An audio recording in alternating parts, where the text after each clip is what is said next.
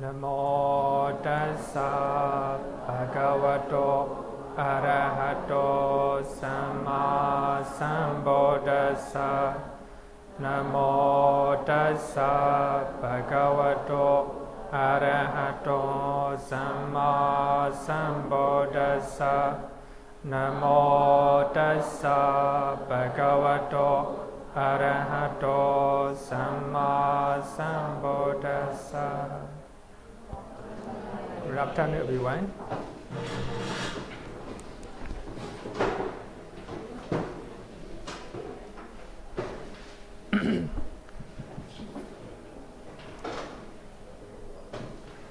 Previous lesson, we talk about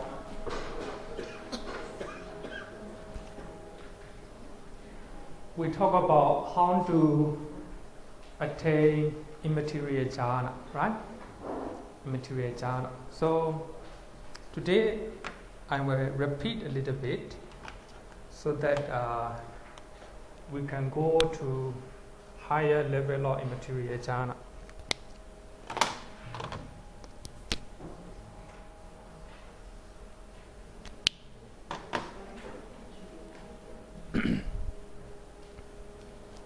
So as you know, to attain immaterial jhana, arupa jhana, we need to practice based on 9 kasina meditation, right? So as you know, we have a different meditation methods. So Mundane, to attain immaterial jhana, we have to practice based on 9 kasina meditations. So first of all, you need to know what is kasina. Kasina actually means totality or whole, right? So you have to look at an object totally and the whole object, right? Not only one part. So you have to observe the whole object. So therefore, now we will use out of 9 kasina meditations, we will use art kasina, right? Patavi kasina. So when you want to meditate Patavi kasina, so you have to make a sake shape on a cloth or on a frame or on a wall, anywhere, right? So it must be 9 or 10 inches. So you apply a brown, reddish brown color, very brown color on it, trying to make it smooth as possible, right? So sit down, keep it that kasina disc in front of you, and sit down maybe about 4 or 5 feet away, right? 4 or 5 feet away. Sit down comfortably as you did in the normal meditation, right? Keep your body straight. Then you look at that kasina sake this way, right? So when you look at kasina disc, so trying not to do it very do not stare it, right? But just look at normally, right? Do not open your eye wide, or do not close your eye, right? Just open and see kasina, Patavi kasina. So when you are looking at that sake object, so you recite in your mind the art, or in Pali, Patavi, like this, in normal pace, right? Normal pace. So if you want to meditate, if you want to use your language, any language, you can use it. So you have to know that is a Patavi kasina, the art disc, right? So you have to recite it in your mind in the normal pace. Art, right? So you have to look at and you have to chant, or you have to not chant, sorry. You have to recite in your mind 1,000 times, million times, right? Millions of times. So when you look at that kasina disc, So you have to look at the whole picture, not the whole one, right? The whole one. So when your mind go away and trying to bring back, so that is called vitaka, right? Vitaka, initial application. Then trying to stick your mind to that meditation object. So that is sustained application, Vihara, right? So trying to meditate on it. So wherever your mind go away, trying to bring back, just concentrate on one object, right?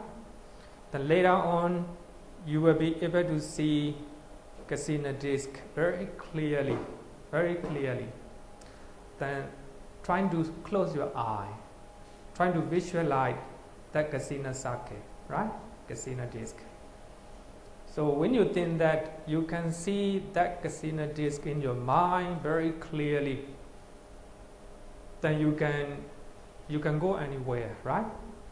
So the moment you prepare Bhattavi Kasina, the moment you meditate on it, you look at on it, and you recite in your mind Bhattavi, or art, right? Very simple one, very simple, but difficult to do it. Because our mind is like a monkey, right? Going many, Our mind normally, therefore we call it aramana. Aramana is actually our mind, enjoy a lot of objects, So therefore, it's not easy to control our mind. Now we are trying to control our mind by using kasina disc, right? So then you close your eye, trying to visualize that kasina disc. Then trying to recite in your mind, Bhattavi, like this, right? Then if you lost in your mind, trying to open your mind, open your eyes again, and look at that object, and trying to chant Bhattavi, like this, right? Many times, 1,000 times. Actually, if your perfections are very, sufficient, so you can take that object very easily, right? Very easily. Sometimes even you cannot use that, the systematic, the art disc. So you can look at any type of Isake shape. That you can take it as a meditation object. For those who are very clever, for those who have a full of perfection, full of parami, right? Now actually we have to practice based on that. So the moment you prepare kasina, Bhattavi kasina, the moment you are looking at and recite in your mind as a Bhattavi, and the moment you can you close your eye, then you chant. That is called Prikamani-meda, preparatory object, or nimeda. Then later on, you can capture that meditation object in your mind. It is as clear as looking at outside, right? In your mind. Then you close your eye, then you can go anywhere. You can sit out anywhere. Now, whenever you close your eye, you will see that object. So Visuddhimagga said that even we go for arms round, Penapada, the moment we close our eye, we will see that object. This is very habit, right? It's habit. Just like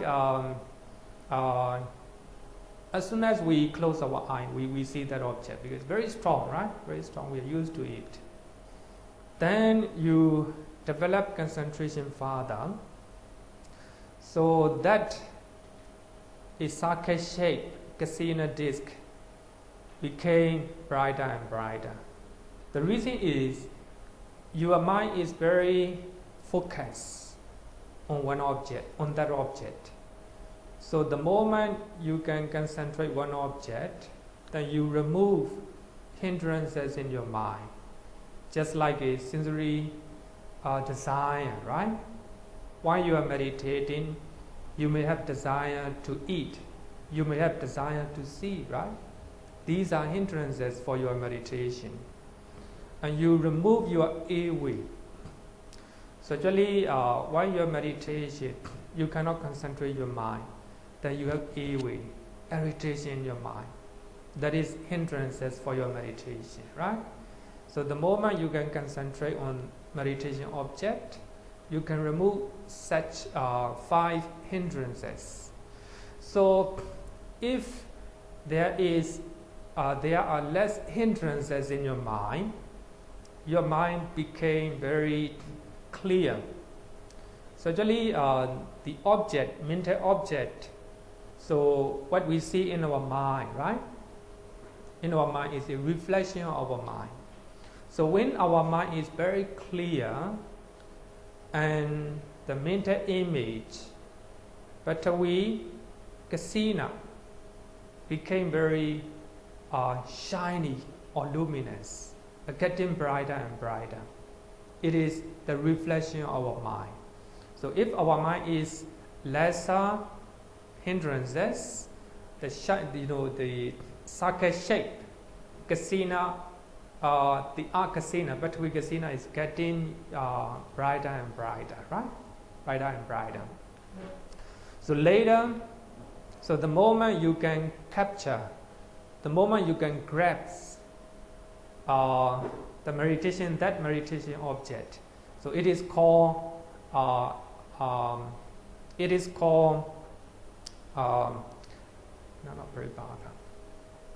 grab sign, the grab sign, because you were able to grasp it, right? In Pali I forgot. Sorry? No. In Pali? Sorry? Okahani-meda. Okaha, you grasp and you take it. You take that object in your mind, right? Okahani-meda. So then you continue to practice that meditation object. Then you develop concentration and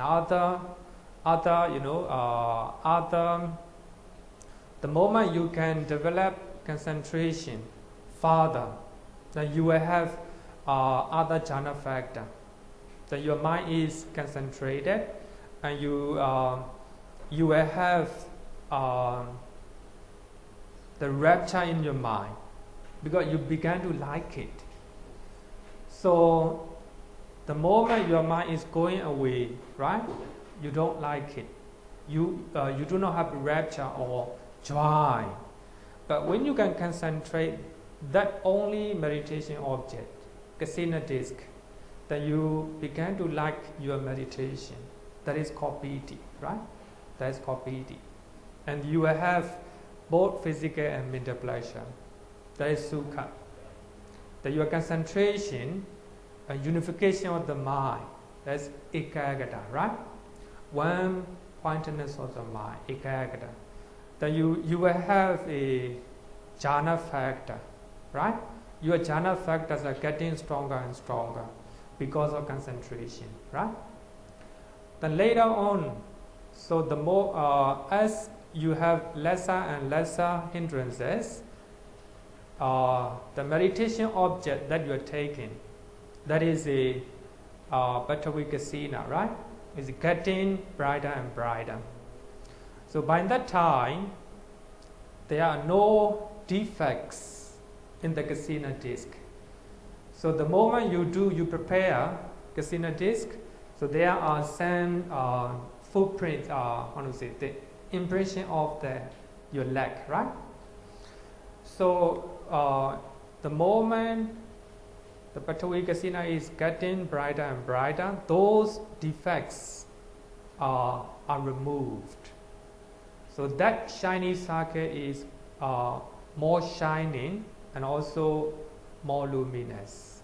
So there are no any other, we call it material form.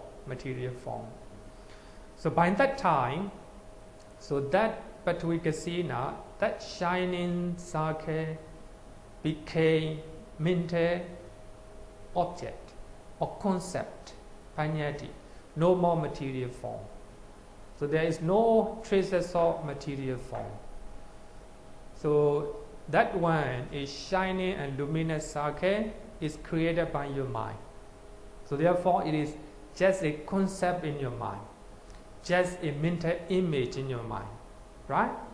So by that time, so your mind is unified, and your mind is concentrated, focused, only that object, right? Occasionally there may be some hindrances, but later on, as your concentration is stronger and stronger, so you will be able to eradicate those hindrances halfway, right? So by that time, it is called Patibhaga Nimeda. Patibhaga means counterpart sign. In other words, we can call it identical sign. Identical sign. So which is identical with material phenomena. Material phenomena, materiality that we prepare, right? It is identical with the previous one, but no more material form. It is just a concept in your mind. It is just a mental image in your mind, right? So it is called Patibhaga Nimeda, counterpart. Then you increase your power of concentrations. So later on, there are no hindrances in your mind at all. So all hindrances are removed. So by that time, your mind is unified only one object, which is very refined, right? Very luminous. Shining sakhe in your mind. So your mind is not running away. Just focus on that meditation object. There are no hindrances at all. Then that is when the moment you can unify your mind, you can concentrate your mind, you can fix your mind only that meditation object. That is called the first jhana, right? So therefore we call it jhana means jhana means extinguishing the hindrances. Extinguishing hindrances. One meaning. Another meaning is concentration, right? Another meaning is concentration. So that is the first jhana. The moment you attain the first jhana, there is no hindrances at all, right? Hindrances at all. Then when you want to go to next second jhana, so you have to remove the grosser jhana factors. So that is initial application, right? A thought in your mind, vitaka. So while you are meditating, while you are trying to master the first jhana, you began to know that initial application, vitaka, is a danger for you to divert from jhana. So therefore, you increase concentration. Then you try to remove initial application. The moment you can remove initial application, your mind is just stick to meditation object, not moving. Then you will have a rapture, you will have physical and mental pleasure. Then you have unification of the mind and one-pointedness of the mind, right? Then you will have a second jhana. So if we compare that, just like attending the school, right? So when we are very young, we have to attend primary school, right? But we have to manage to chant or to read even one letter, right? Then later on, at the end of the school, so we take exam, we pass, right? So we no longer want to stay in the same stage. Then we go forward at the secondary school, right? Then we try hard. So when we try hard, we begin to expand the secondary school. Then after exam, we don't want to go again, right? Then you want to go, then junior college, right? the junior college. Then you trying to study your lessons. So after learning junior college for some year, you can expert. Then you take exam. When you pass, you don't want to go back. Just like that, right? Then after university, you get a job, but you don't want to go to university again, right? So just like that here, after you attain the first jhana, you try to master the first jhana, increasing power of concentration. Then when you increase the power of concentration, you begin to know yourself that initial application, thought, is a danger for you to stay in the first jhana, right? Then you want to go a safer place. So that is second jhana, right? Then you attain second jhana. Then after you attain second jhana, you master it. Try to master the second jhana again. Then when you increase your concentration, also you begin to understand. Here, sustained application is dangerous, right? Dangerous for your meditation. Then you remove sustained application. Then later on, you go to next third jhana, right? Third jhana. Also, when you attain third jhana, then you begin to know that the rapture is very dangerous, shaking your mind. You don't like, you want stillness of the mind, right? Then you remove a rapture. So by that way, you attain the fourth jhana. Then also you begin to know that the pleasure is a danger for your meditation. Then you increase again, you increase your concentration again, then you attain the fifth jhana, right? So the moment you attain the fifth jhana, together with equanimity and one-pointedness of the mind. As you have equanimity, your mind is not moving, very stable. But your meditation object is a shining and luminous circle. Remember that, right? So we are meditating on Vihara, the earth disk, right? It is not actual material form. Because of the power of concentrations, so that meditation object, Vihara, is getting brighter. It became a luminous circle, right, in your mind. So therefore, we use fine material, right? Fine material. The moment you attain fine material jhana, your meditation is very refined, right? Therefore, we use it fine material, right? Material jhana. So, based on that meditation object, you go forward. Trying to master the fifth jhana, and you have only 9 or 10 inches of the shining circle, right, in your mind. But you trying to enlarge 20 inches like this, right?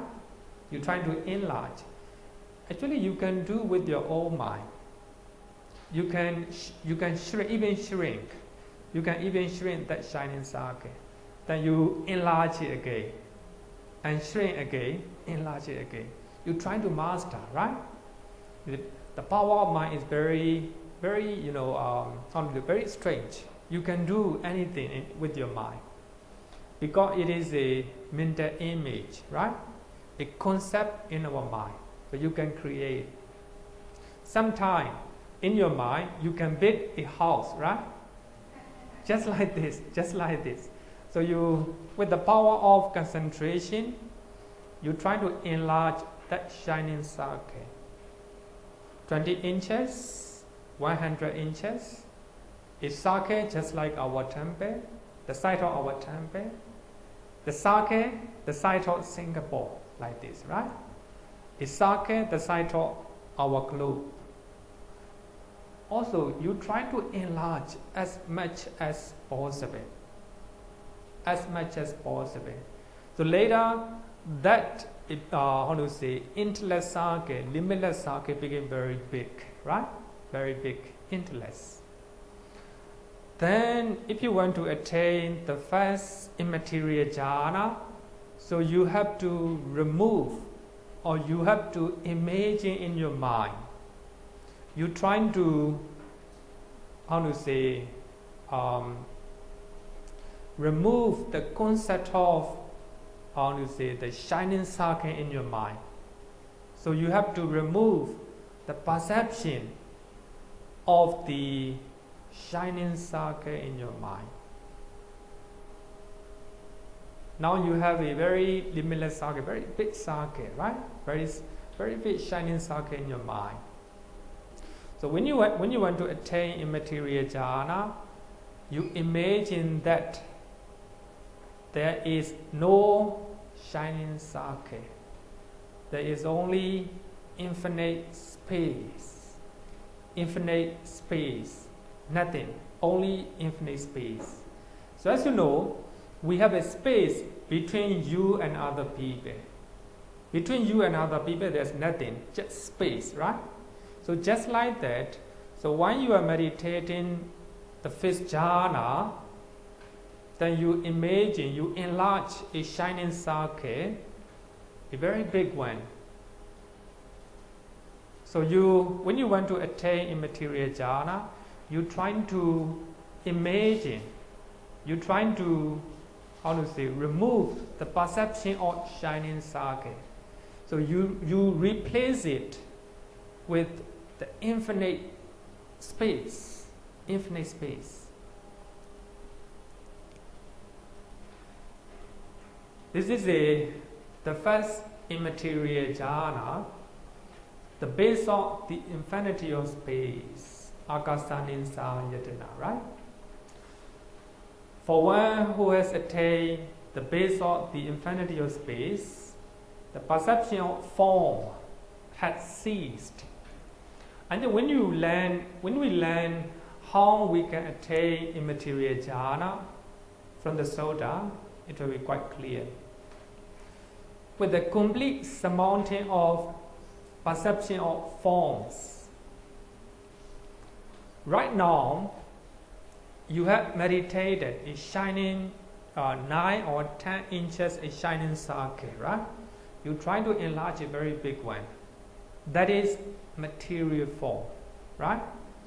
You try to overcome it. Here, perception of form, the complete surmounting of perception of form. So if you still have the perception of material form in your mind, you cannot attain immaterial jhana. So you have to imagine, or you have to imagine with the power of a very powerful concentration. There is infinite space. You replace the perception of infinite space. You replace perception of shining circle with perception of infinite space. As you know, space in the sky, nothing, right? Nothing. But if there is the airplane are flying in the sky, there is something to attach, right? Something to attach. So there are something in front of our eyes.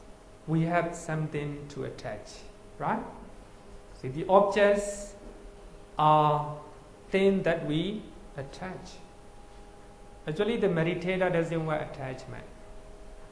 Meditator doesn't want ill or anger toward the object. If there are objects in front of our eye, we may have attachment, or sometimes we may have anger or ill will, right? If there is no material form in our mind, actually now the meditator is closing the eye, right?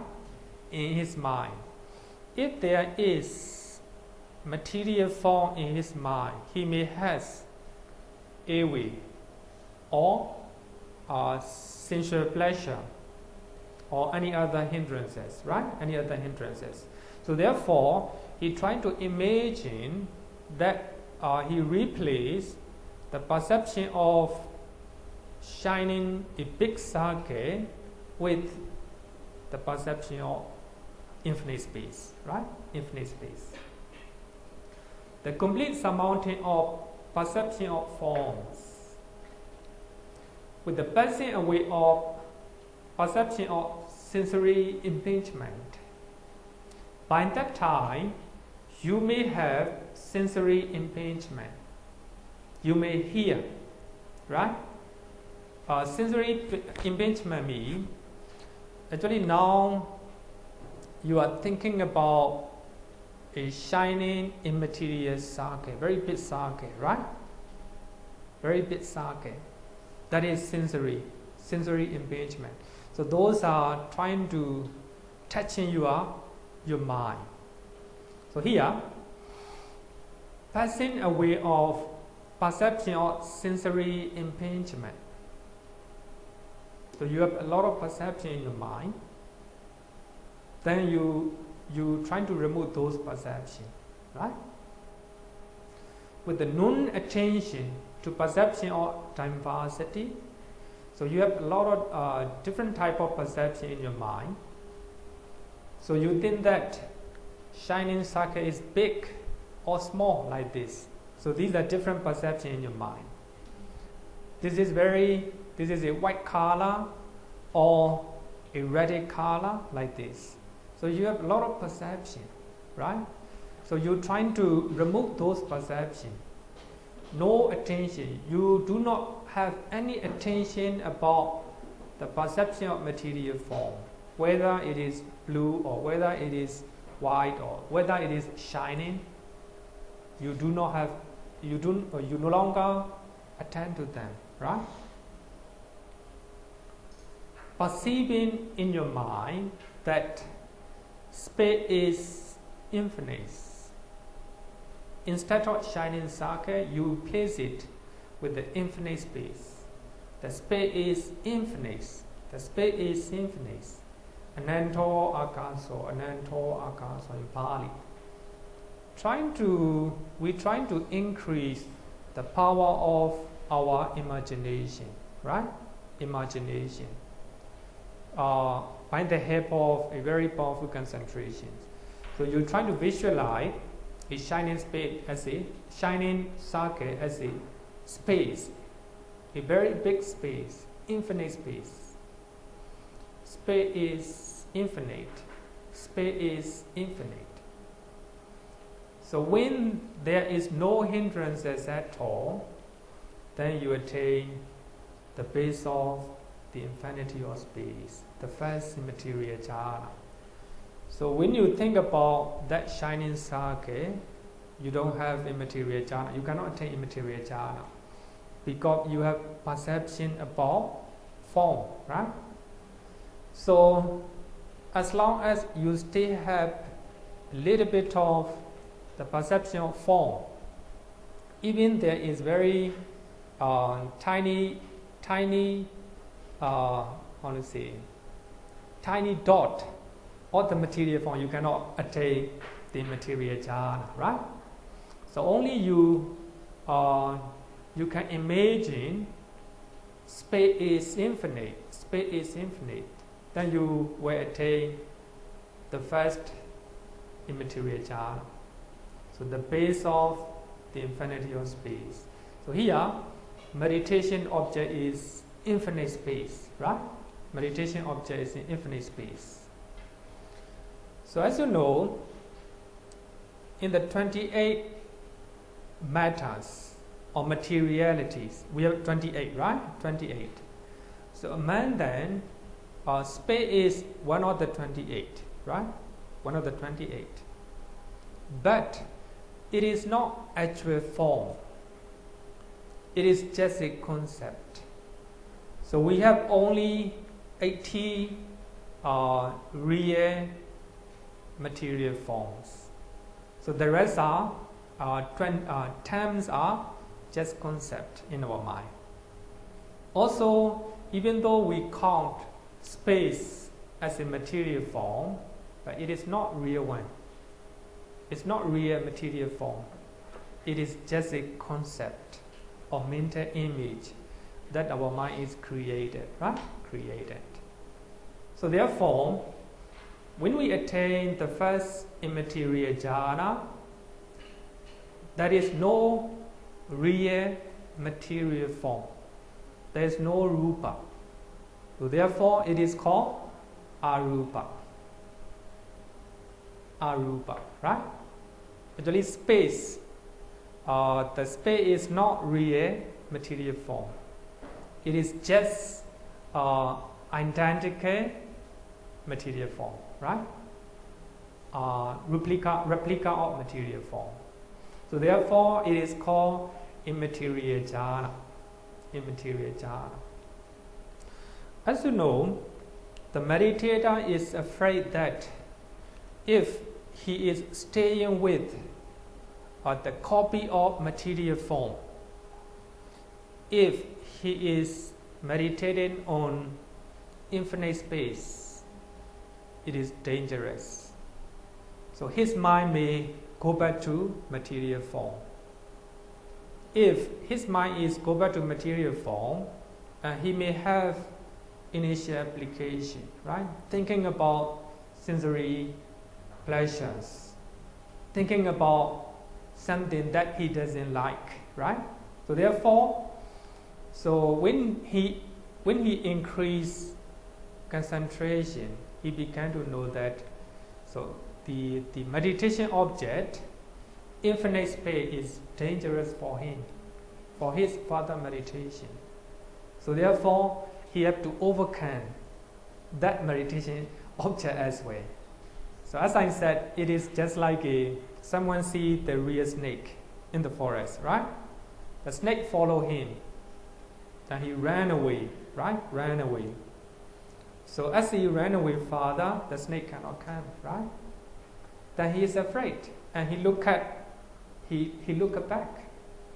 Then he see the rope or something that is similar to snake. But he stay afraid. Then he stay ran away. So just like that, here, the meditation object, infinite space, is very similar to real material form. Therefore, it is dangerous for him. Then he ran away. Ran away means he increased his power of concentration. And he trying to overcome that meditation object. The meditation object of infinite space, right? That is called second immaterial jhana. Second immaterial jhana is the base of the infinity of consciousness.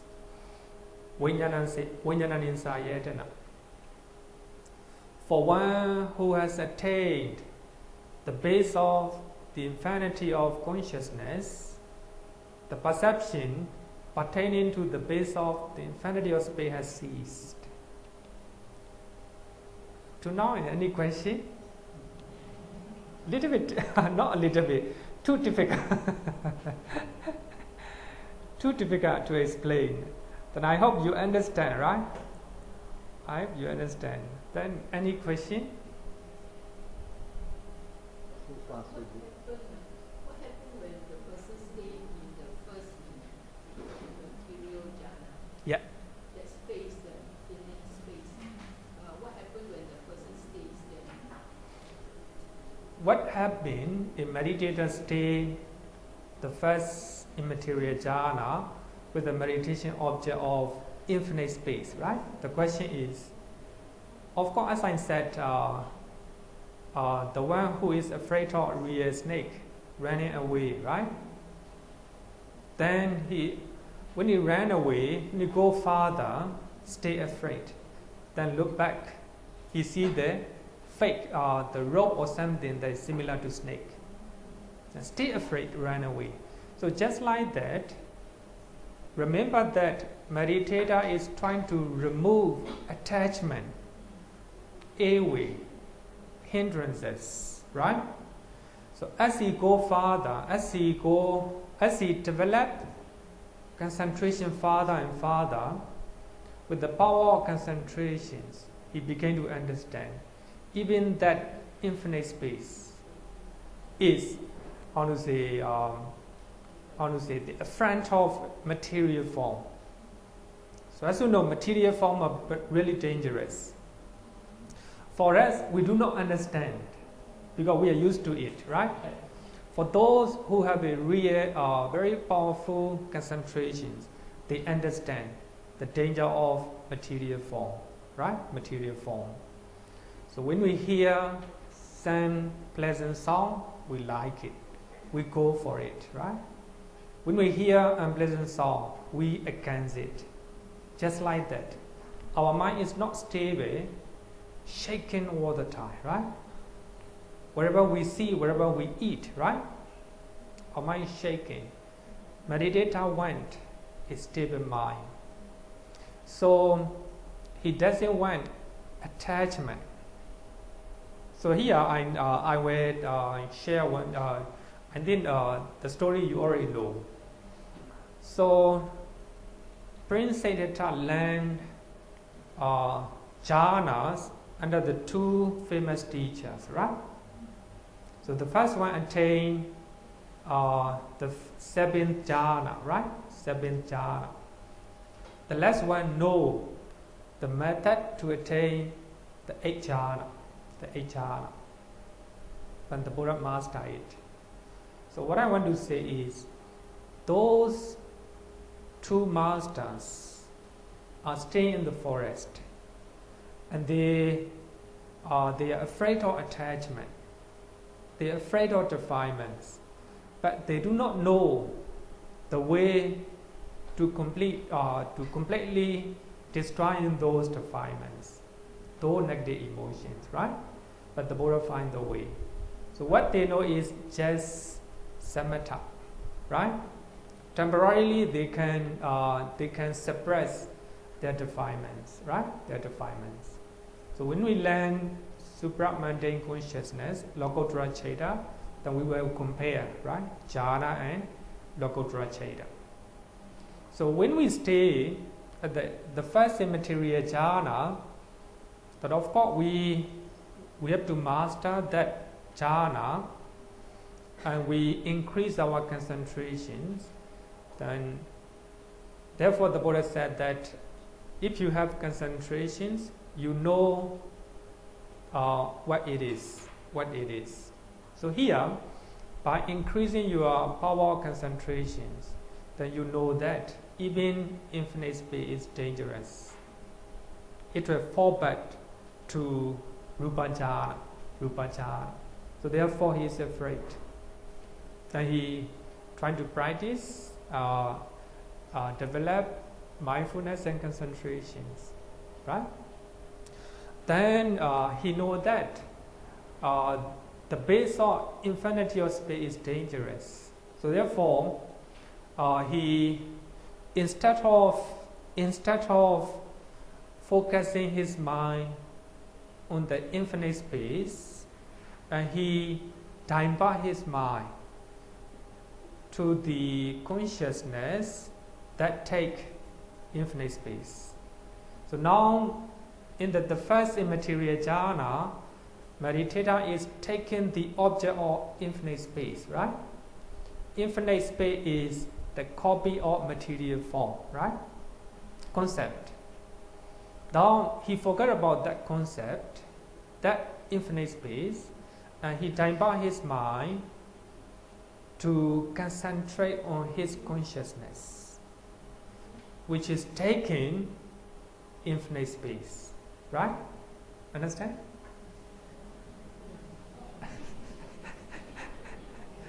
A very refined way. In the first immaterial jhana, your meditation object is infinite space. Don't forget that very, circle, very big circle, right? But you remove that very big circle and you imagine as a very big space, right? Space.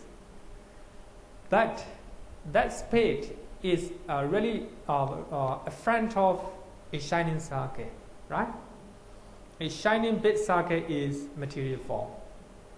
So therefore, they are close friend. So if you stay in the first immaterial form, the first immaterial jhana, you can fall back. So therefore, you increase your mind and you divert your mind to consciousness. In the first immaterial jhana, your meditation object is infinite space, right? It's not consciousness. It is a fake, I would say that, fake material form, right? Fake material form. Then you divert your mind to the consciousness that is taking infinite space. Now you divert your mind from fake material form to consciousness. Your mind is, you are safer. You are safer, right? So remember that you are running from material form, right? You're running material form. You're running from the snake, the real snake. That when you go farther, you look back. Then you saw a fake snake, right? Like something that is similar to snake. So that fake snake is similar to the base of the infinity of space. So later on, you go farther and you forget about that perception of snake, right? Perception of snake. So you divert your mind to the consciousness. As we have infinite space, the consciousness that is taking infinite space is infinite consciousness. Infinite consciousness. How can I explain? Sorry? You got the point? Yeah. So the point here is in the first immaterial jhana. So you are meditating on fake material form. You are meditating on a concept, right? A concept. So now you, instead of focusing on concept, you divert your mind, meditative mind, to your consciousness. Yeah, back to your consciousness. Correct me if I'm wrong. The conscious tells the mind. Sorry? The conscious tells the mind to perceive the infinite space. Okay. So once you have that, now back to the consciousness, you should look back into your consciousness. Okay. Not the other way, you're coming out of the mind, coming the conscious, the infinite space. My understanding is that if the consciousness is telling the mind to perceive the infinite space. Okay. After that, let the infinite space, you must carry out that. What is the infinite? You should look back into your consciousness. Look back, as you know, the nature of the mind is why we meditate contemplation on the mind, right? Contemplation on the mind. Suppose I have anger. Anger is a mind, right? Then I observe my anger with another mind. No, we are not coming back. We are not coming back to the mind. We just observe, right? We just contemplate. We just focus on the consciousness, right? The consciousness that is taking infinite space, right? Infinite space. So therefore, second immaterial jhana is the base of the infinity of consciousness. So we have to take the base. The base here means meditation object, right? So we have to take the base of the infinity of consciousness. That is our meditation, right? Then when you meditate or focus the infinity of consciousness, then you may still have some perception of space in your mind. But you're trying to develop concentrations, not to go back to space, right? You increase your concentrations. then as you increase concentration, your mind focuses on infinity of consciousness only. When you fully concentrate on the infinity of consciousness, then all the defilements, so not defilement, all the hindrances here mean, so you may have a desire to think about that shiny, space, right? Space. And you may do not like that you still have the perception of space. Away. If you do not like, away, right? Like this.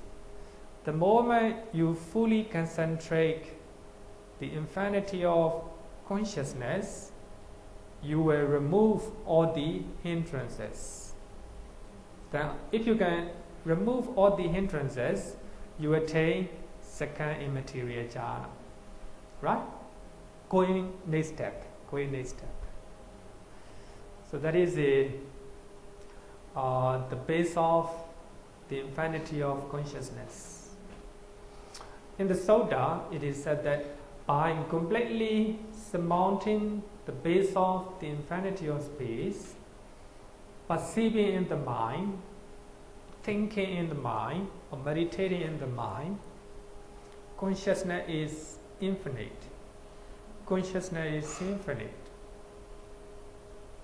He enters and dwells in the base of the infinity of consciousness.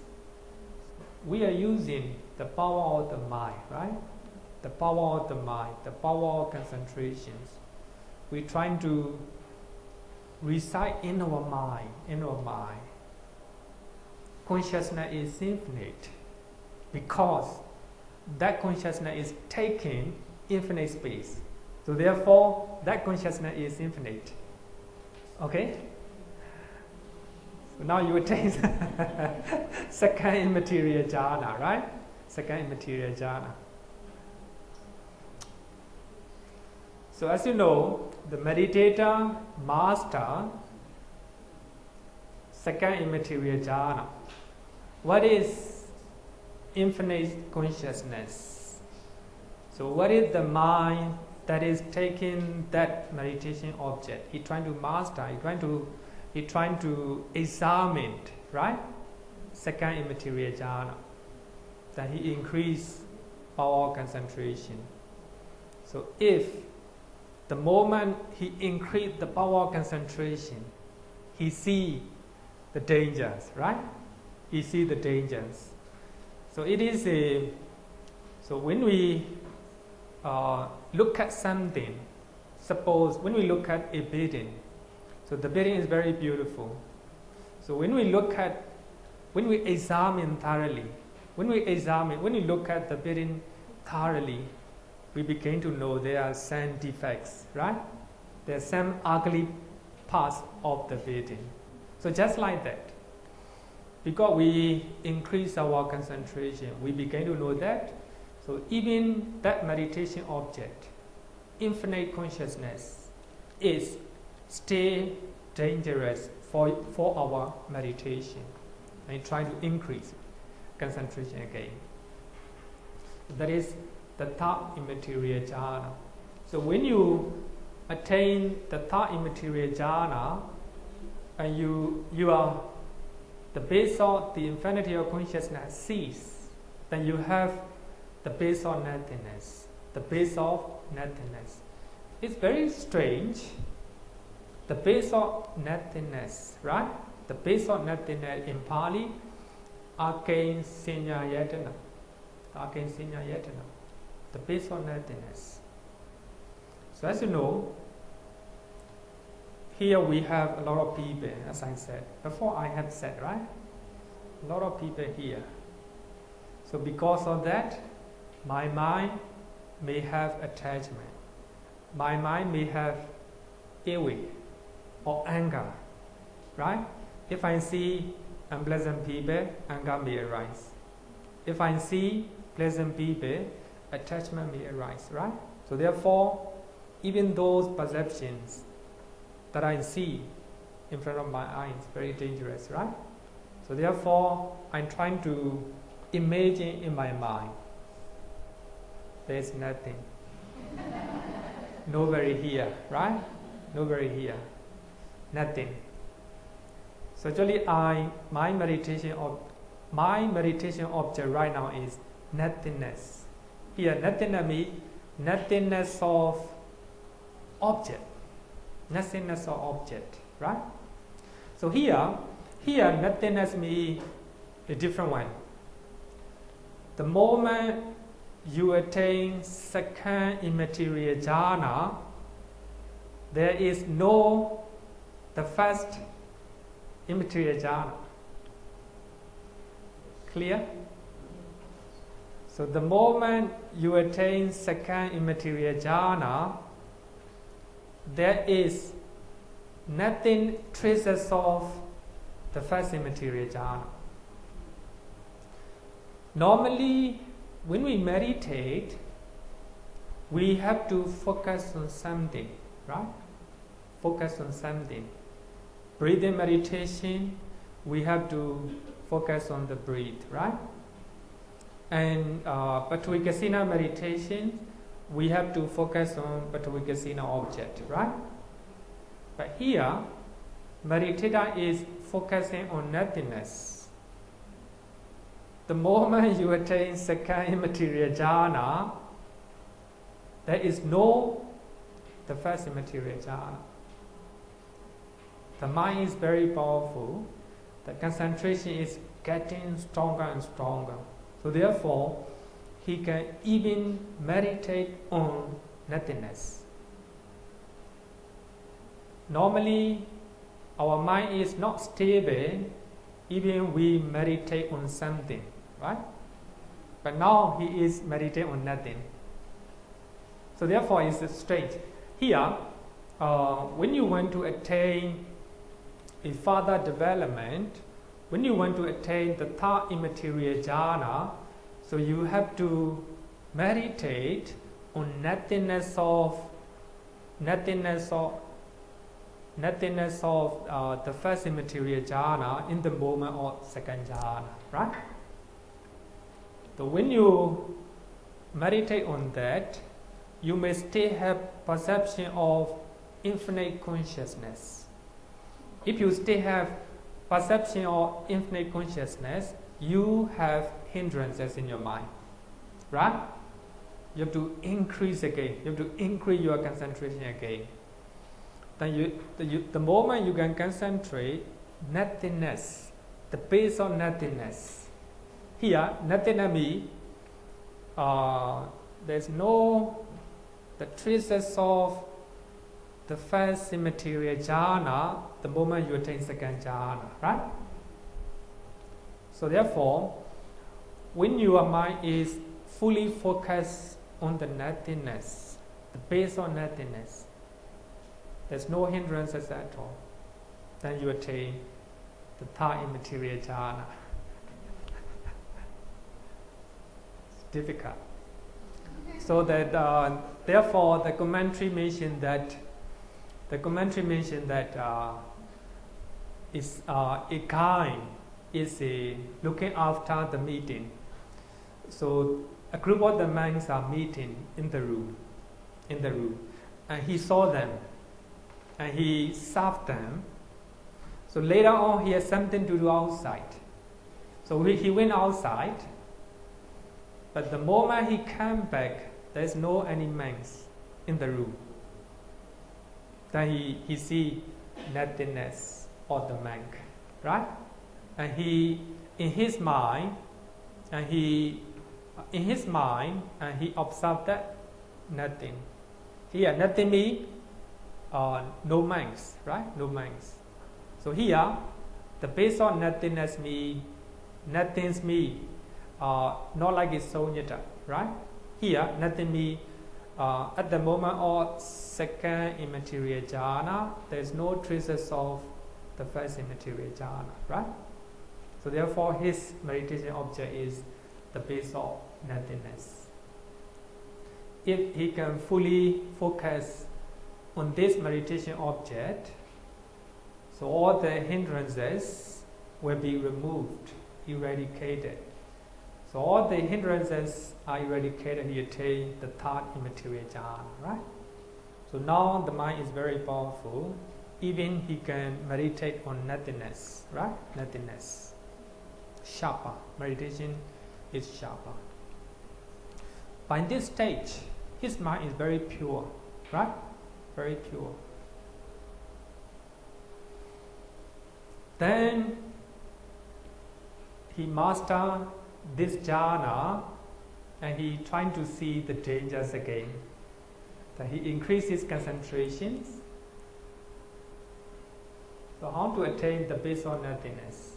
The Sutta said that by completely surmounting the base of infinity of consciousness, so you have to try to overcome the perception of infinity of consciousness, right? Perceiving in the mind, there is nothing. There is nothing. Just like a guy, right? Coming back from outside, he see nobody in the room, right? There is nobody. There is nobody, right? Perceiving in the mind, there is nothing. Natikenchi. There is nothing. And he enters and dwells in the base of nothingness. So the moment he can fully capture the base of nothingness, then he attains the third immaterial jhana, right? The fourth immaterial jhana is neither the base of neither perception nor non-perception. The base of neither perception nor non-perception. So as you know, even the third immaterial jhana, the mind is very subtle, right? Even can meditate on nothingness. The moment you attain the fourth immaterial jhana, you look like you don't have perception, you don't have feeling, you don't have mind. But you still have a very subtle perception, a very subtle feeling, a very subtle mind. So therefore, it is called neither perception nor non-perception. You think that in your mind, it looks like you don't have perception, or you don't have mind. But actually, you still have a very subtle mind, right? Here, we use only perception, but it's talking about the mind, a middle factor. A very subtle one, right? Very subtle one. So as you know, actually I have taught example, right, for this one. I don't know how I have taught on. Somebody go to kitchen, right? Somebody go to kitchen. He is asking the cook why. Is there any cooking oil in the kitchen? And the lady said, no cooking oil. No cooking oil. If so, give me the empty bottle, because I want to use it to store my medicine. To store my medicine. And the lady said, there are some cooking oil inside. You cannot keep medicine inside. It's not hygiene, right?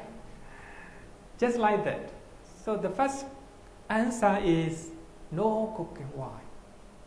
The reason is there is no enough cooking oil in the bottle. But the other person asks, give me that empty bottle. I want to keep water.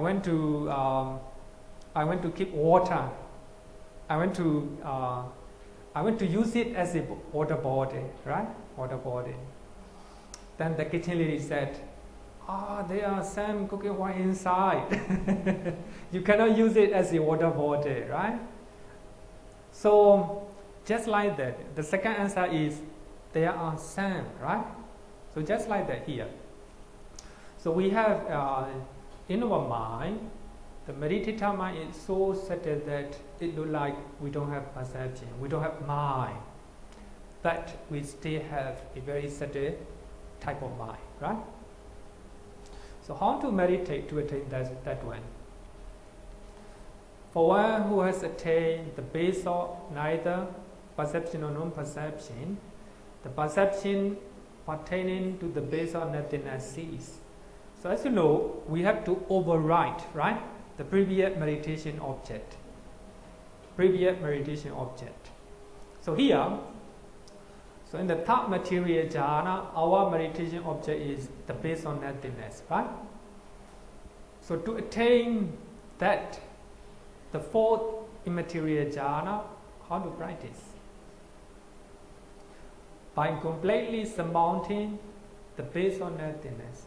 So we have to overcome, we have to surmount the base of nothingness, this meditation object, right? To attain the fourth immaterial jhana. Perceiving in our mind, this is peaceful, this is good. saññā-vedayitaniroda. Yeah, this means the third immaterial jhana. The third immaterial jhana. This is peaceful, this is good. saññā-vedayitaniroda, right? Actually, this is the way to meditate. The commentary here again gives the simile. The king is going in his kingdom. In one place, he saw a sculptor who is making a beautiful picture. Not picture. He is making wooded.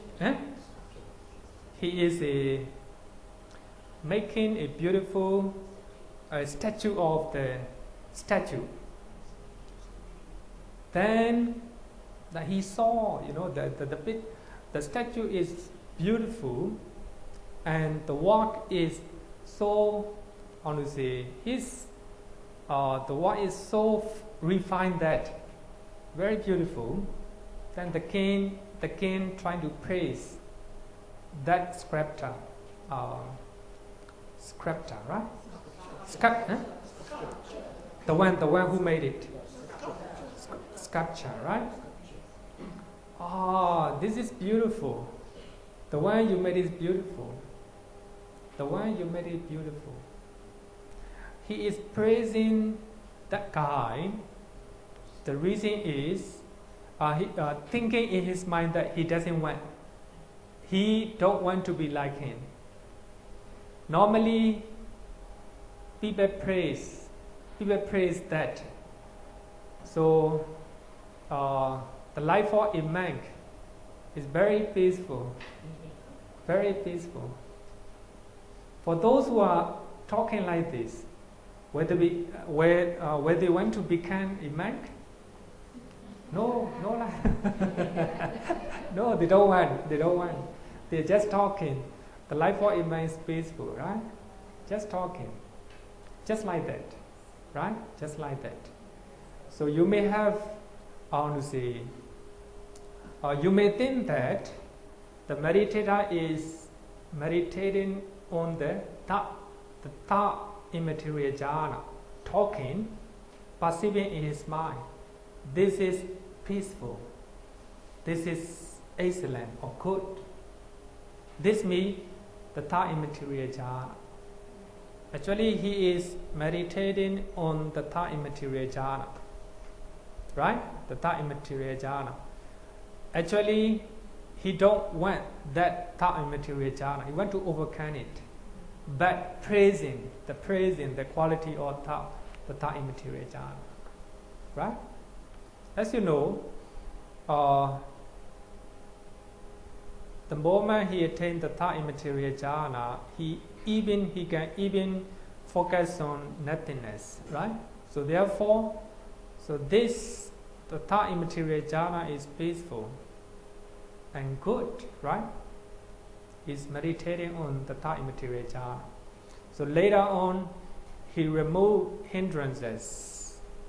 He removed hindrances regarding with the third immaterial jhana. Then after he removing all the hindrances, he attained the fourth immaterial jhana.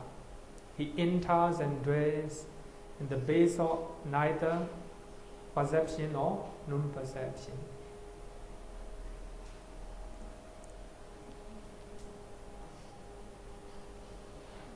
Question?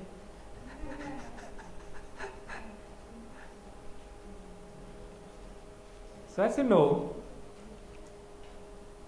in the fourth immaterial jhana, the mind is very settled, right? Focusing on the third immaterial jhana. This is peaceful.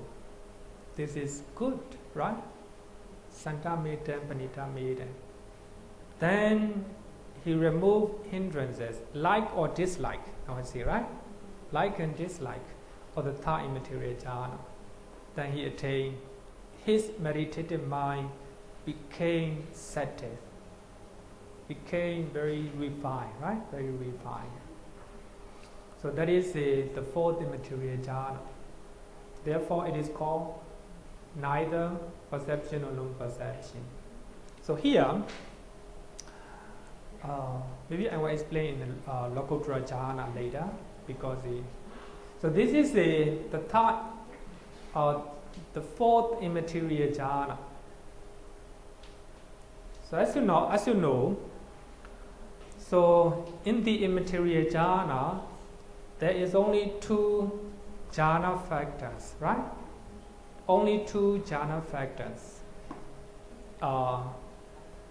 Equanimity and one-pointedness of the mind. There's only one jhana factor, two jhana factors. So as you know, the equanimity is very stable. It can maintain the balance of the mind, right? Balance of the mind. So the mind is not going where. The mind is not going anywhere. Very stable. One-pointedness of the mind, right? It is decisive to attain the jhana, right? The jhana.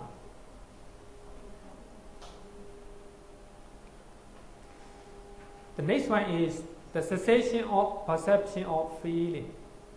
So this is not jhana, this is a spiritual attainment, right? So only Nagami and Arahant can attain this one, right? Attain this one. The fourth arupa jhana is the door to the cessation of perception of feeling, perception and feeling. Saññā-vedayitaniroda. Saññā-vedayitaniroda.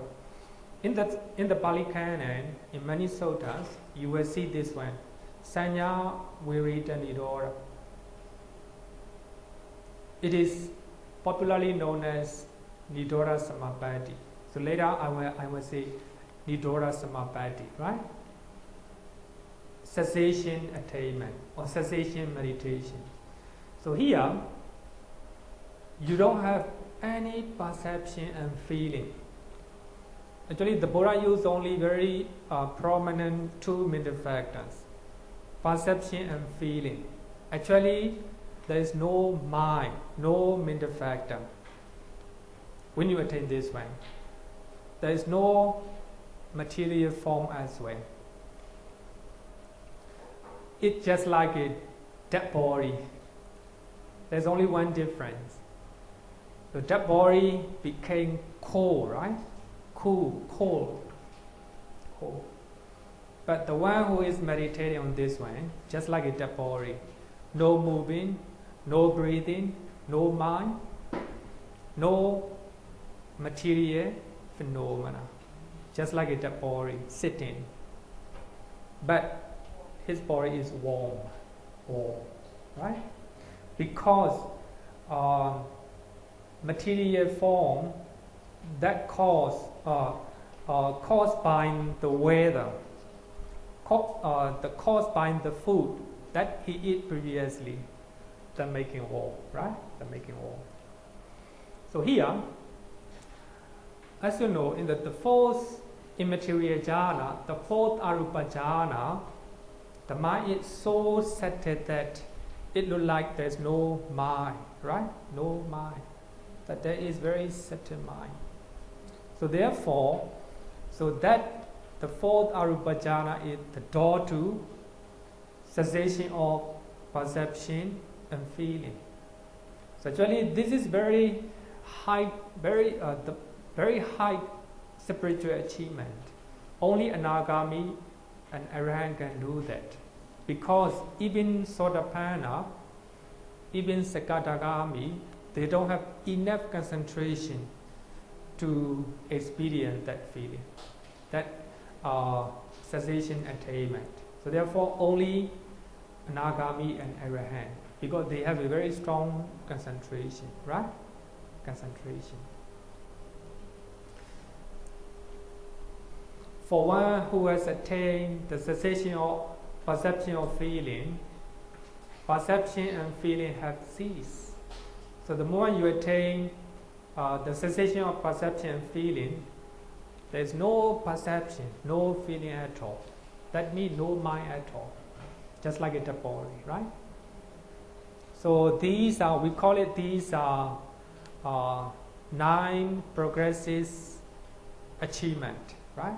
9 progressive achievement.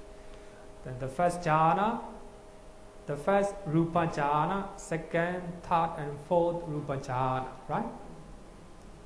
In suttas. Then the first immaterial jhana, second, third, and fourth. So these are, we call it 8 jhanas, right? 8 jhanas in Sutta Pitaka, not Abhidhamma. Abhidhamma, that means 9, right? 9 jhanas in Abhidhamma, according to Abhidhamma, right? According to Abhidhamma.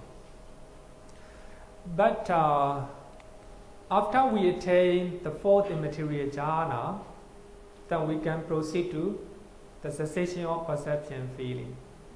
So actually you can read Majjhima Nikaya, Anupada Sutta. So in this sutta, the Buddha talk about how Venerable Sariputta attained arahantship. How he attained arahantship. So Majjhima Nikaya, Anupada Sutta. I think you can learn. So actually, I will explain when we talk about Lokuttara Jhāna. So I think is this one, Anupada Sutta, and Anguttara Nikaya, Jhāna Sutta, chapter 9, Sutta number 36. So these sutta are very important to talk about Lokuttara Jhāna, right? In Lokuttara, we have 8 Lokuttara Citta. But if we multiply, so we have 40, right? 40 Lokuttara Jhāna. How we elaborate on? Sorry? Yeah. So I will explain later, right? Later. So we have now 27 Jhāna Consciousness. 27 Jhāna Consciousness are called Mahāgata Citta. So that means the exalted or lofty Cittas. Because the reason is, so those jhanas can be attained only great people. Only great people, not ordinary people. So therefore it is called Mahāgata Citta. So we have 27, 5 material sphere consciousness. We have 55 material sphere consciousness and 12 immaterial sphere consciousness. So altogether, so we have 27. So as you know, meditation object or the Rupa Jhāna Citta is a refined immaterial form, right? Sorry, refined material form. The meditation object of Arupa Jhāna is immaterial one, not material one, right? So therefore it's called Arupa Jhāna. So altogether we have 27. Among the immaterial sphere consciousness, we have 4 wholesome consciousness that arises in the minds of orderling, right? Orderling. And also trainees. And we have 4 resident consciousness, 4 immaterial sphere consciousness. That because of ocean consciousness, right? Then we have 4 functional consciousness that arises only in Arahant, right? Altogether 12. Any question up to now?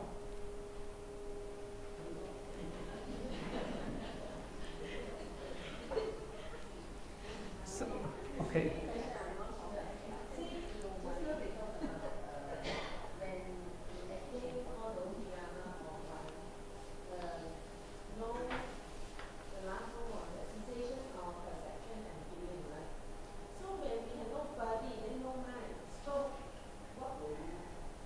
Nobody.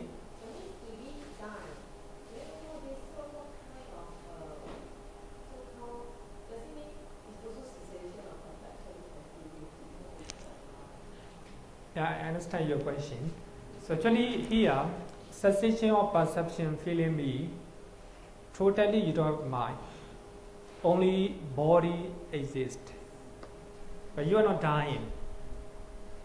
So the power of concentration, you try to stop all your perception, all your feeling. So if we have perception, feeling, we have a lot of problem, right? I perceive somebody, this person is unpleasant, suffering here, right? This person is really pleasant, attachment, right? If I don't get that person, suffering here. The feeling, if I have a pleasant feeling, likely to attach, right? If I attach, then suffering may arise. Unpleasant feeling, because of unpleasant feeling, then I will have a way or anger, right? So those perceptions and feelings are very dangerous, very dangerous. Actually here, cessation of perception and feeling means not only perception and feeling, the whole mind, all the mind, totally stop functioning, no mind at all. So therefore, as a human beings, if you are anagami, if you are arahant, so you can experience 7 days. 7 days, right? Because our body can survive 7 days, right? Normally, of course, if you can experience the blissed more than 7 days, but you are harming your body when you get up, right? When you emerge from that attainment.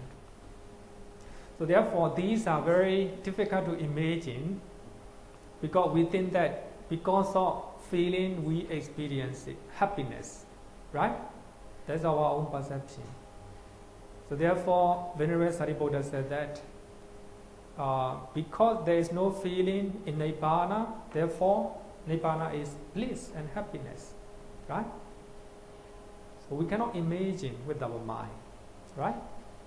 Here also, cessation of feeling and perception. I think very beyond our perception, beyond our imagination, beyond our own understanding, right? No question, right? No question, then we'll continue. 81, mundane consciousness, Lokiya Citta. So 81 type of consciousness are called Lokiya Citta, mundane consciousness. Literally it means consciousness that pertains to the world. So here the word means Loka.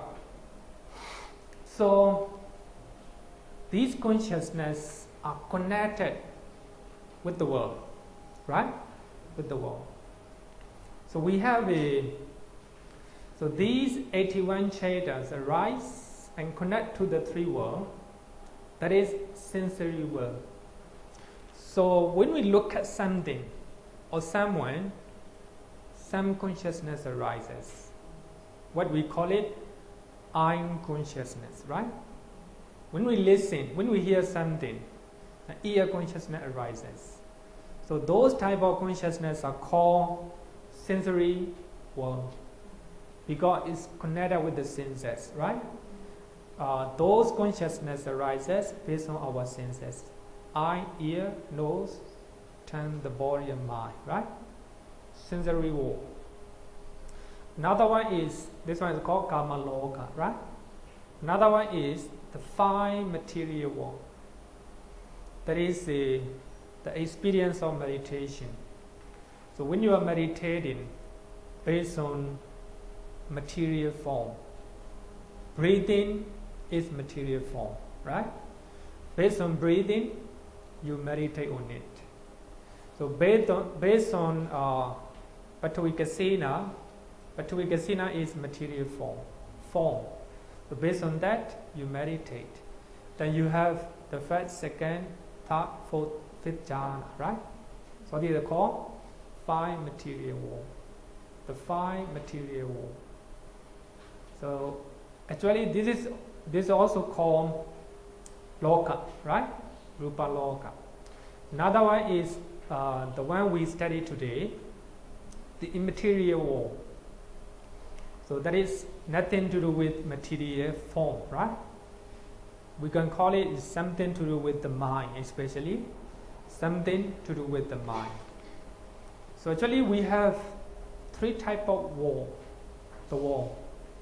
So when you learn the suttas, you will understand that the world is nothing but 5 aggregates.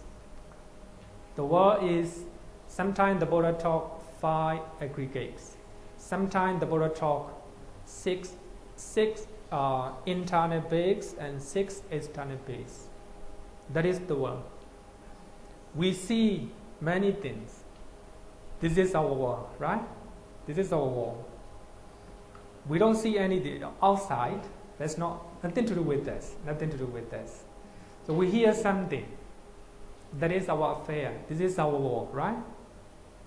Other than that, nothing to do with you. So we experience those worlds, right? Then when we meditate, we attain Rupa Jhāna and Arupa Jhāna. This is our world, right? Even those jhanas are within the sphere of the world. So therefore, they are called Lokiya Citta, 81 mundane consciousness.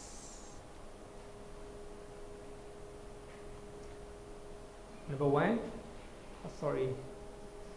we have a 54, not 24. We have 54 sense sphere consciousness, and we have 55 5 material sphere consciousness, and we have 12 immaterial sphere consciousness. Altogether, we have 81. So these are called 81 mundane consciousness. Mundane means not supramundane, right?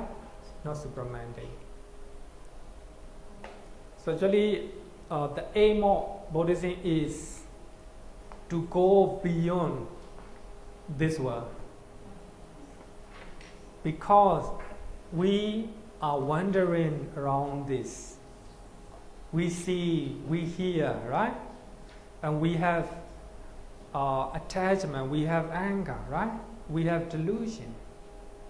Based on that, even though we experience those 5 aggregate, if we do not have defilements, then we are liberated from them.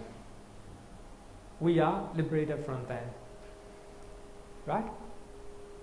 That is called Supramundane consciousness, Lokuttara Citta. Lokuttara Citta is translated as a supramundane consciousness. So they are far more higher and loftier than mundane cittas, right? Actually, this is very clear. These citta transcend 3 worlds. Here, 5 aggregates of clinging. 5 aggregate, the first one is material form, right? Material form. So these Supramundane consciousness transcend material form, transcend the feeling, transcend perception, transcend volitional formation, right? The transcend consciousness, right? Consciousness. So they are called Supramundane consciousness. These cittas are free and liberated from three worlds. Free me, liberated from me. Our mind is free from negative mental states when we encounter with them, right? When we encounter with them. When we see something, no hatred, no attachment, no ignorance. We are mindful. Our mind is liberated from what we see, right?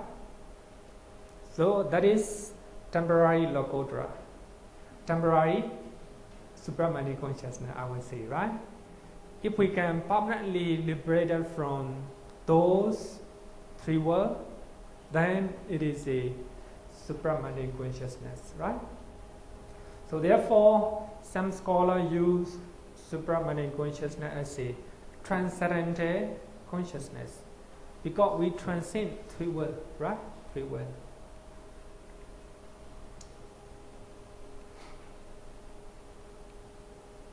We have two stages of consciousness in Supramundane consciousness. The first one, four-part Citta. Four-part Citta, Magga Citta. So that function eradication of defilements or permanently attenuation of defilements. Sometimes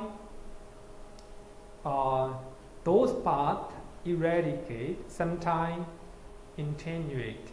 Later we'll know it, right? We'll know it. Sometimes we use as a factors, saññā-vedayitaniroda. We use different terms, but they are the same, right? Different terms. So each part, Citta, eradicate or permanently attenuate closer defilements. Later we will learn one by one. So if you, I think many of you already know it, but in this lesson we were trying to clarify, right? So that you will have a better understanding. Next one is four fruition cittas. Fruition cittas, flat citta. That function experiencing the fruit of four paths. So here the example is the path consciousness. Magga Citta is like a pouring the first basket, right? Sorry? Bucket. I'm pronouncing basket. Bucket, right? Actually, the Magga Citta is just like a pouring the first bucket of water on the heap of fire. You have a heap of fire, then you bring the water with the bucket, right? And you pour it. Then the fire is extinguished. Fire is extinguished. Then you may still have a little bit of heat, right? Even though fire is extinguished, you may still have a little bit of heat. The fruit consciousness, the fruition consciousness, flat citta is like a pouring the second bucket of water on it. So it is that second bucket of water entails coolness. There's no heat at all. So Magga Citta trying to destroy all the defilements, right? Then after Magga Citta, there is two or three fruition consciousness. If you have that fruition consciousness, your mind is cool, right? Cool, no longer fire. But of course, the moment the Magga Citta destroying defilements, no defilements. But then after that, two or three fruition consciousness, totally cool, right? So therefore, when the Buddha talk about Nibbana, he used negative way, right? So we have fires, 3 types of fire: greed, hatred, and delusions, right? Because of those fire, we are very hot, right? Very hot, and very we suffer a lot. Then Magaccheda trying to destroy or eradicate those fire. Then those fire totally cease. But after that, 2 or 3 fruition consciousness arises. The moment we have fruition consciousness, our mind is cool, no longer fire in the mind, right? No longer fire in the mind. Normally, we do not notice the fire in our mind. The fire means hatred, greed, and delusion, right? But when we have a powerful mindfulness and concentration, we know the real nature of those fire, right? Those fire. Then we destroy with the path consciousness, Magaccheda. So those are destroyed. But we do not know yet. But after that, 2 or 3 fruition consciousness arises. We know the taste, right? The taste of that, being lack of those fires. Very cool in our mind, right? Very cool in our mind. So wherever we encounter, there's no suffering. We understand as it is, right? As it is. Cool in our mind. So that is the power of the fruition consciousness, right? The fruition consciousness. The path and fruit. Each path, this is from Bhikkhu Body writing. Each path consciousness arises only once. So here, Magaccheda, Sotapaddi Magaccheda arises only once. Only once. It is just like a nuclear bomb. So we drop the nuclear bomb in one island, totally destroyed, right? Only one time, only one bomb. Just like that. So when we attain Sotapaddi Magaccheda, and that destroy respected defilements only once. So those defilements will not arise again, right? Rise again. So each path consciousness arises only once, and endures only one mind movement. Only one mind movement is very powerful, just like a nuclear bomb. Actually, in Pali Canon, Vajira, it looked like a nuclear bomb, right? In the story of Alavaka, and when he used a type of bomb, and he used that bomb, then for 12 years, no rain at all, no trees at all. Such a powerful one, right? So here also, the Pali commentary gives example of a very powerful weapon. So the path consciousness, each path consciousness arises only once, endures, lasts only one mind moment. It is never repeated in the mental process of the passing who attains it, right? Who attains it. That means it's very clear, right? The corresponding fruition consciousness initially arises immediately after the path moment, endure for 2 or 3 mind movements.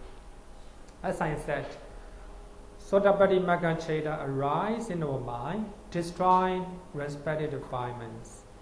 Then, right after that Sotapaddi Magaccheda and Sotapaddi Phalaccheda, Sotapaddi fruition consciousness arises. 2, if you have a If you are intelligent, you have a 3 fruition consciousness.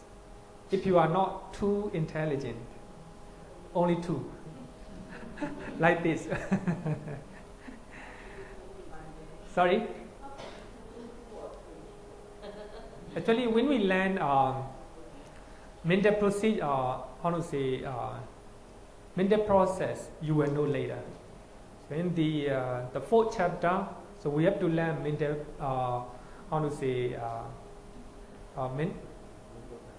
sorry?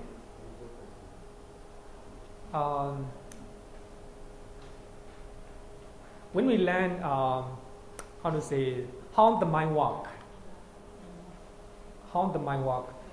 we want to learn, right? We have to learn mental process, mental process, right? Mental process. So here, after when Sotapaddi Magga Citta arise, immediately after that, so there will be 2 or 3 fruition consciousness. Sotapaddi, fruition consciousness, right? Subsequently, it can be repeated. With the practice can be made to endure for many mind movements. So later, so after you become Sotapanna, so you can experience, experience the fruition consciousness again and again. For 1 hour, 2 hours, or 7 days, right? So if you have a Sotapaddi fruition consciousness, so you can experience the bliss of Nibbana by yourself, right?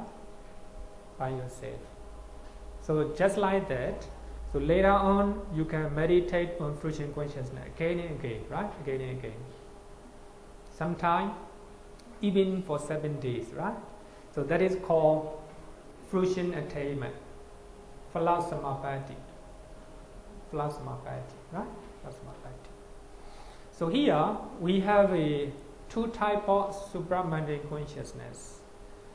So the first one is 4 paths, right? So we have 4 paths. 4 types of path consciousness. The first one is the path consciousness of street entry, Sotapaddi Magga Citta. The path consciousness of one's returning, Anagami Magga Citta. Path consciousness of non-returning, Sakadagami Magga Citta. Path consciousness of arrangeship, Arahata Magga Citta. These are 4 types of path consciousness. So each consciousness arises only 1 time, right? But after that, right after that, so 2 or 3 fruition consciousness. The same thing, the fruition consciousness 3 entry, once returning, non-returning, and arrangeship. So these are called 8 supramundane consciousness. It transcends 3 worlds. Question?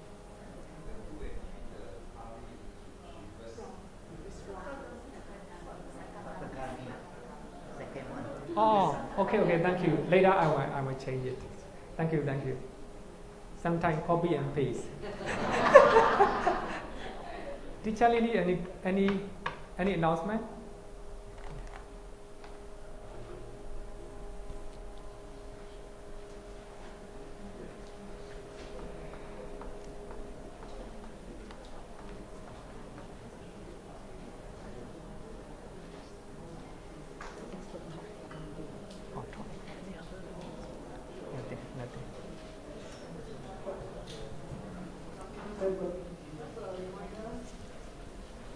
Just a reminder for this coming Monday talk, 7:30, how to read cittas and what's the benefits by Brother Vihara.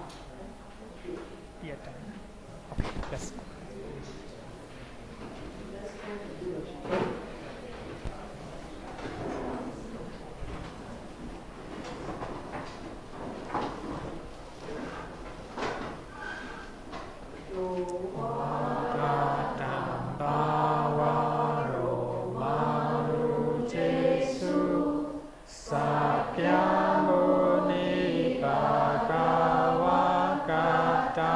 Okay.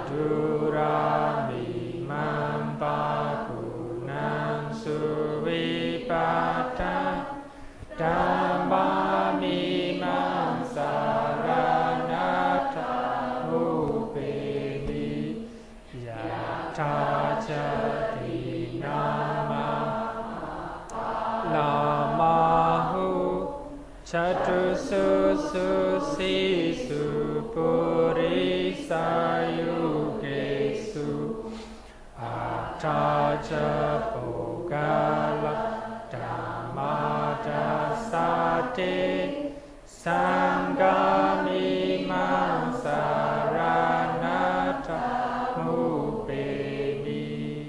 Sadhu, sadhu, sadhu. Okay, the right hand.